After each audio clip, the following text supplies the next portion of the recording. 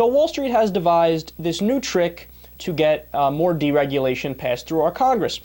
So 5 days ago, just to brush you guys up on an event that I didn't cover a lot on the show, but it was pretty big in the news, Senator Carl Levin, who's a Democrat of Michigan, he delivered a critical report and held an explosive hearing detailing what's called the London whale trades made by J.P. Morgan Chase satellite office in London. And as you may have read, these trades turned sour and led to $6.2 billion in losses for the bank in a matter of weeks. More important, J.P. Morgan misled regulators and the nature of the trades, about the nature of the trades, and altered their internal processes to take on more risk, and then hid the losses by improperly mismarking the value on its balance sheet, pretending that the shortfall was inconsequential to avoid oversight and present a positive financial picture to their investors. So that's actually a clear example of fraud. When you're just lying to everybody around you, whether it be the regulators or whether it be your own shareholders and other investors, you can't just lie about the status of your balance sheet, and that is exactly what J.P. Morgan did.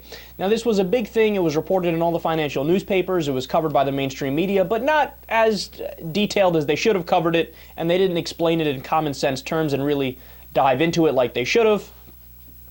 So the whale trades, which totaled $157 billion at its peak, are incredibly risky and present a danger to the entire economy.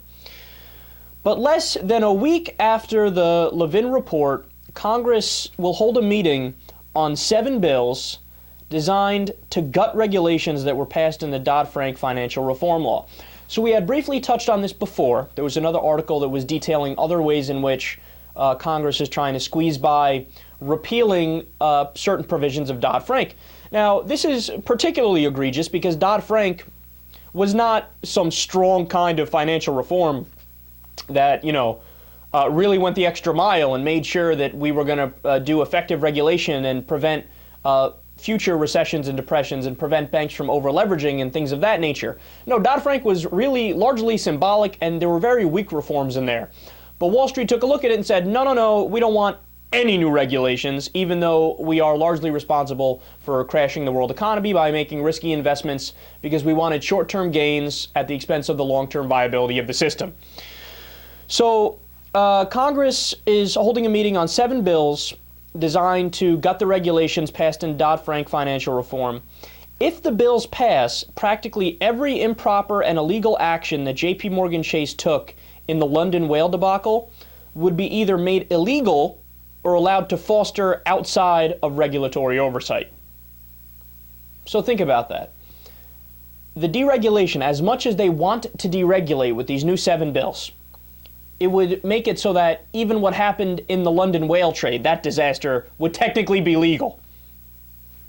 I mean, that's almost saying we're going to legalize fraud. I mean, it goes right back to the idea of too big to fail, too big to jail, too big to do anything. Let the big financial institutions get away with whatever they want to get away with. No strings attached, no consequences attached to it. I mean, think about the fact that HSBC did business with known drug lords and drug cartels and with Al-Qaeda. They laundered money for these institutions. But no, they didn't get anything but a little slap on the wrist that wasn't even equivalent to a quarter's profit. But you want to know what the new trick is now that Wall Street is working with? Turns out that, according to Salon, these 7 bills are likely to pass. Why? Because they're being brought up in the House Agriculture Committee.